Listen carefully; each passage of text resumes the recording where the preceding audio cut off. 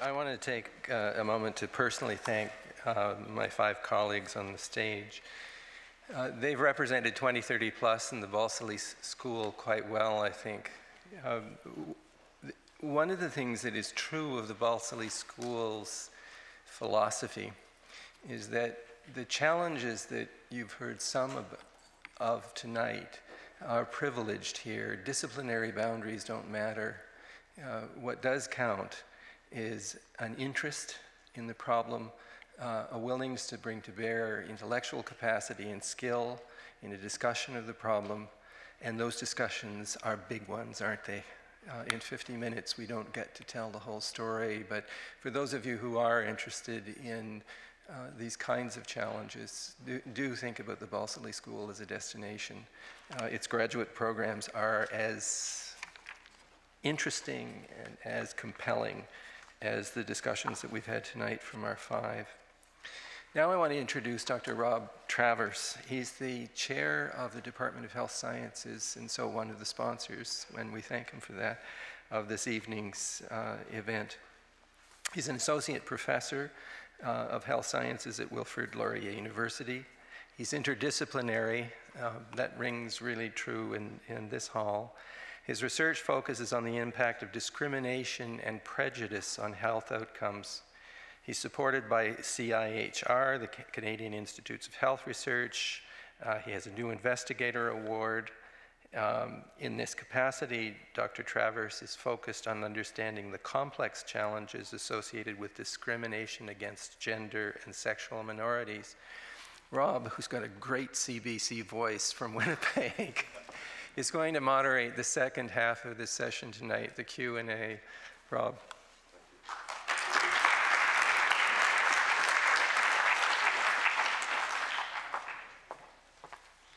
Thanks, Terry. I thought I was here as the chair of the Department of Health Sciences, but I'm being exploited for my voice once again, so I'm glad to be here. We'd like to do the Q&A in a little bit of a different fashion tonight. We have selected 4 Laurier students, actually, to ask questions of the panelists.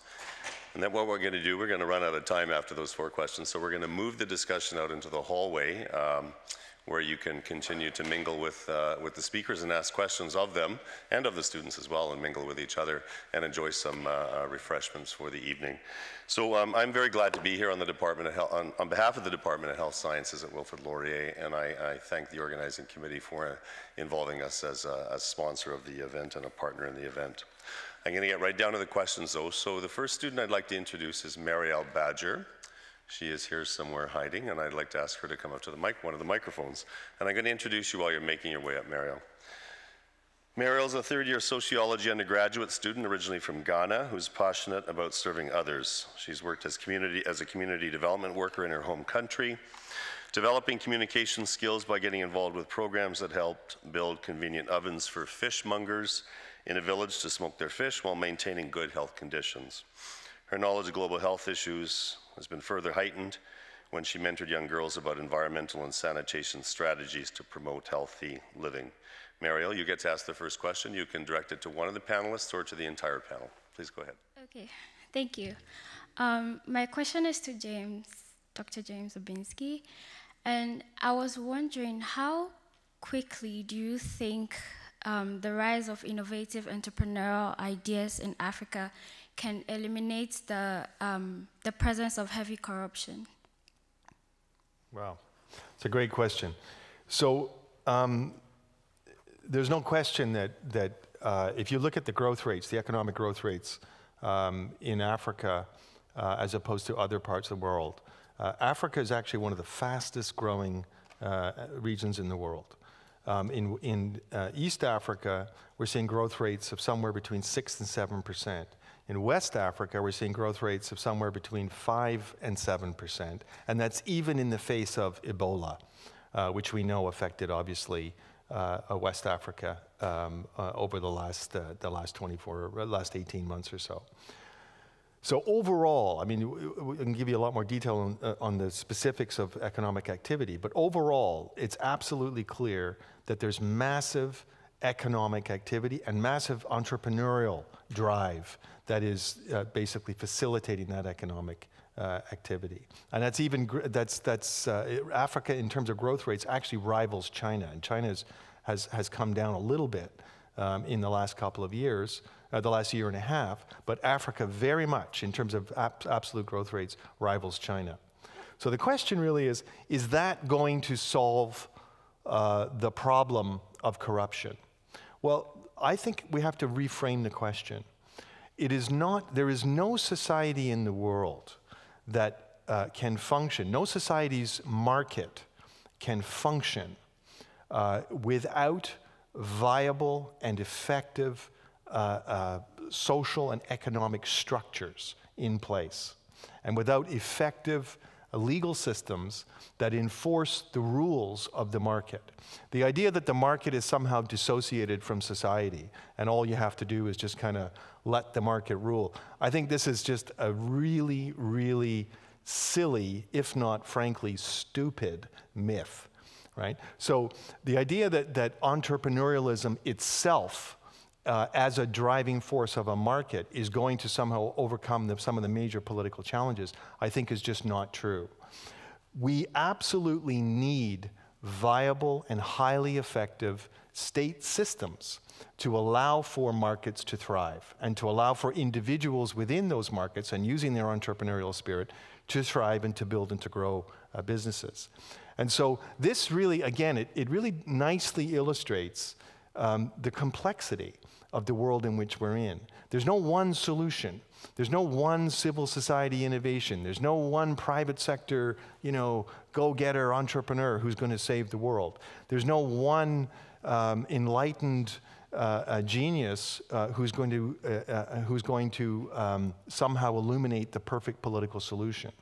It is a complex world. We have to think politically, we have to think structurally, we have to think in terms of civil society, the private sector, individual actors, and how they actually interact and how we structure that interaction. And so, again, that's why a school like this matters, because it studies, in principle, that complexity and tries to identify the kind of interventions that can actually prove effective. So there's a complex answer to actually a very, very good question. So thank you. Thank you. Thank you, Marielle. Thank you, Dr. Orbinski. We're a wee bit behind on time, so I'm actually going to move right to our next student question. Akshay, that's you. Akshay Bhatia is a third-year honors student in financial math. He has served as a soccer coach and a French teaching assistant with high school students. He's participated in the World Scholars Cup and the Debate Dubai competition. His debate topics have covered global health and development issues, as he believes resolving disputes in these topic areas are important to changing societies. Akshay is interested in applying his mathematical skills to real-world challenges and business situations. Please go ahead. Hi, my question's for Dr. James as well. What is the motivation and drive does a country like Canada need to fund these operations in Africa for AIDS? To fund what kind of operations?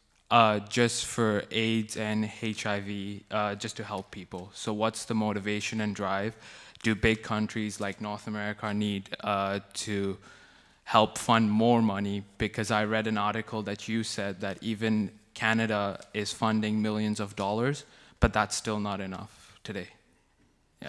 Yeah, well, I'll just offer one perspective on that, and others, I'm sure, have perspectives on this. I would just say that we live today, 21st century, we're 7.4 billion people. We have a globally integrated economy. Not all of our economic activity is globally integrated, but a lot of it is. We have a global financial architecture. We face global risk with issues and diseases like Ebola, like HIV, like tuberculosis, and on and on and on. And so those simple examples, those simple examples illustrate the complex interdependency that we actually exist in. And we are not isolated.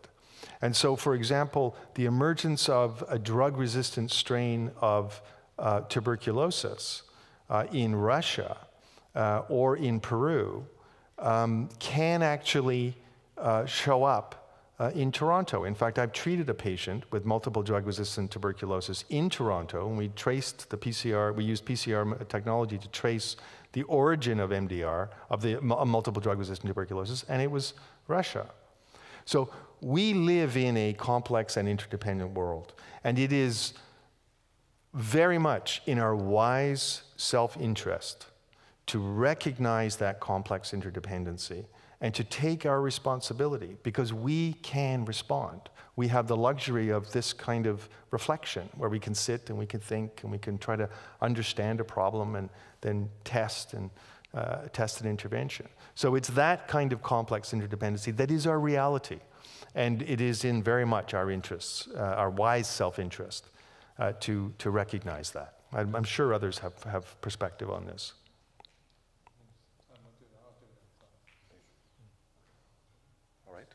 Dr. Whiteside's going to save his response till outside. Thanks, Akshay, very much.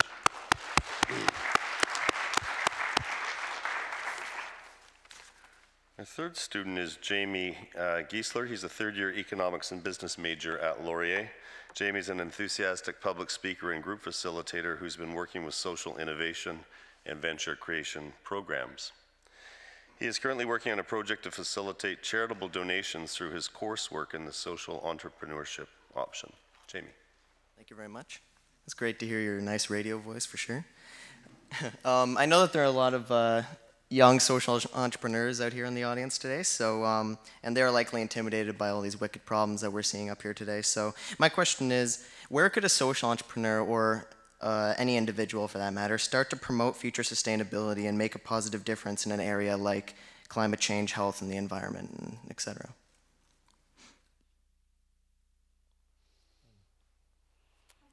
Everybody seems to be looking at me for some reason. The simple, trite answer is probably the right one. Pick one thing that you care a lot about and get stuck in. The point about climate change in particular, as well as I think just about everything else we've said tonight, is the interconnectedness of these issues.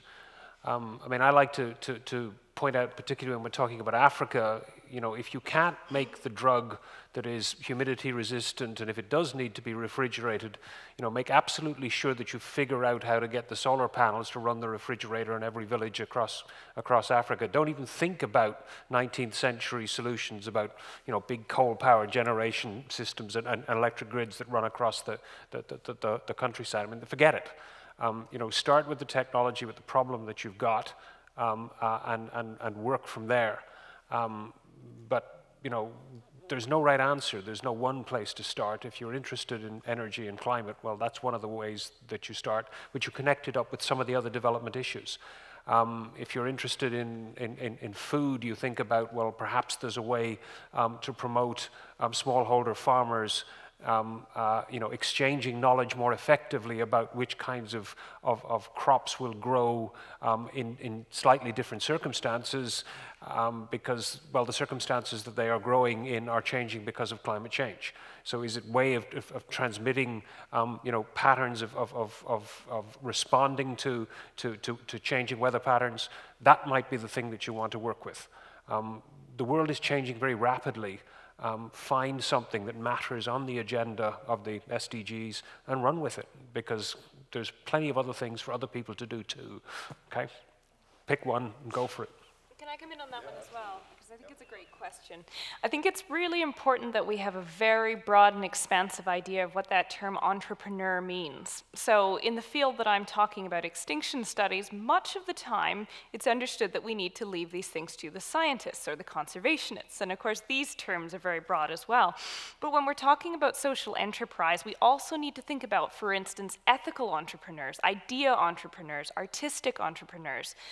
Dealing with something as wide and huge and significant as mass extinction, we need all of these contributions coming in, and not always from the sources we would expect, not always from people who have access to a large number of financial resources. For instance, I'm putting together a big project on how indigenous communities are responding to this global problem of mass extinction, right? So it's thinking about enterprise, not just as part of the, you know, mainstream capitalist market economy, but also as part of what we we do as community builders and as idea formers. Alison, did you want to add something as well? No, I'm You're good? Yeah. Okay. Save it for later. Thank you, Jamie. Thank you very much. And finally, we have Imran Syed, who's a fourth-year health sciences undergraduate student at Laurier.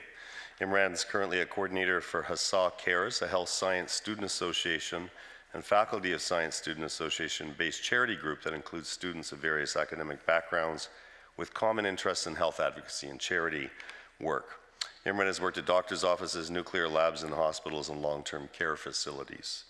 He has also been an orientation leader or icebreaker twice for Laurier, a member of the emergency response team at the school, and he's now a sponsorships executive for that response team.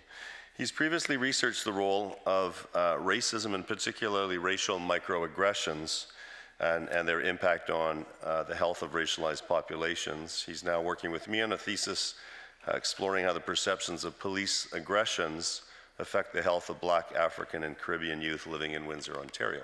Imran. Perfect. Before I ask my question, I'd just like to thank the organizers of the event for letting me do so, giving me the opportunity to do so. Thank you so much for that. To the speakers on the panel for answering the question in advance, and of course to Dr. Travers for that amazing introduction. So,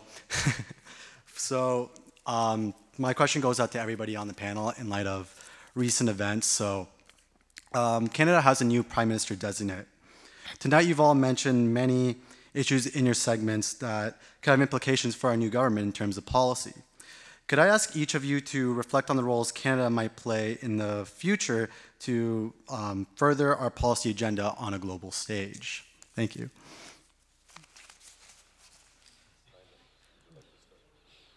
Me?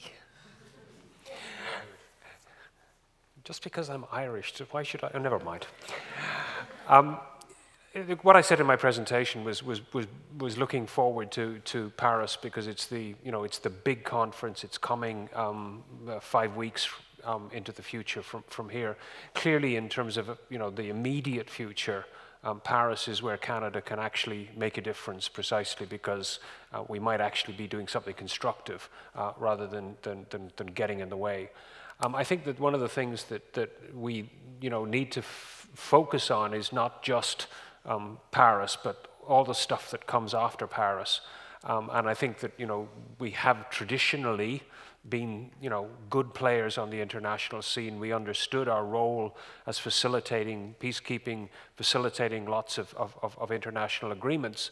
I mean, the downside of that is people used to joke that we never saw an international agreement we didn't like because we were just all so enthusiastic for getting involved with all of them. I think that Canada does have to make some choices about where it chooses to engage and how it chooses to engage. It seems to me that we start with climate because that's one that, we've got a lot of catch-up to do. If we are going to be taken seriously about lots of other foreign policy agenda items over the next few years, then actually being seen to be getting serious about climate would be a really good start, because then we might actually have some credibility on the other issues. Given how bad our record on climate has been, that's clearly where we should start to regain our credibility as a sensible, constructive international player. Alison, we haven't heard from you yet, so I want to make sure we give you a chance to... Thank you. Yeah, I think one of the areas that we could move the ball forward a little bit is in the area of rights and human rights, and I referred to that a little bit in terms of what's happening at the global level, but in referring as well to what James said earlier, I think we also have an opportunity, and this is one of the things that that the research that we do more locally in the Canadian context seems to resonate with our international partners, is we have a lot of really wonderful community-based groups here. And I think that there's an opportunity to work together, so crunch that nut, as James was saying. And we have a lot of models here within the Canadian context, the policy context, that could serve as models for other people in the rest of the world. So I would encourage us to do that. Yeah, I mean, I would like to answer that by issuing a challenge to Canada and to Justin, of course. Of course, I'm on first-name basis with our Prime Minister. One thing that Canada can do to put itself on the map in terms of big global issues is to acknowledge mass extinction as an issue. As I outlined very briefly in my presentation, international law is not accounting for this huge, massive, ethical, practical, economic, social problem, right? So that's one thing we can do. Canada traditionally has been known as an international norm entrepreneur.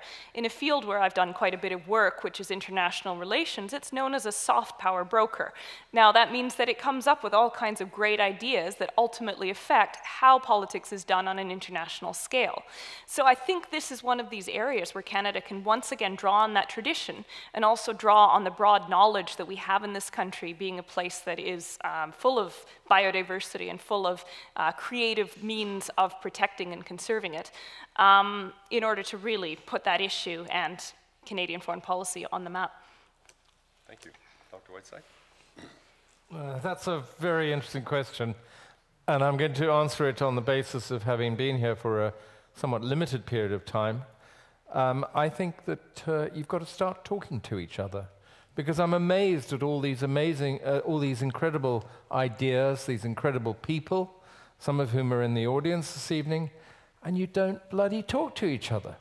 You operate in silos. And I think if you get the communities more mobilized and talking to each other, then I think you would be able to have a great deal of influence on what goes on in Canada. As far as Canada in foreign policy is concerned, I'm not that concerned about it. If we recognize foreign policy as the outward expression of domestic interests, then I think we're going in the right direction. And we have a proud history in this country to be in the past. And if you go back to the ending of apartheid, Canada was highly instrumental in that. So my answer to what you need to do outside is get organized inside. Thank you. And James, final word to you. Yeah, I would say that in addition to the issues that have been raised tonight, the world faces a major refugee crisis. We have 60 million displaced or refugee people around the world today. That's the highest that there has ever been. And we also have an international architecture of humanitarian organizations. And I'm not talking about NGOs, I'm talking about major international, formally mandated multilateral institutions like UNHCR, World Food Program, OCHA, that is virtually incapable of coping with that number of people.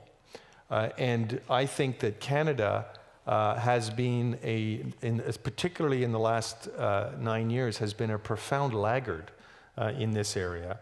And I think that we could play a major leadership role in sponsoring a long-term process, a 5-year process, of critically examining that architecture and determining a series of recommendations to improve that architecture.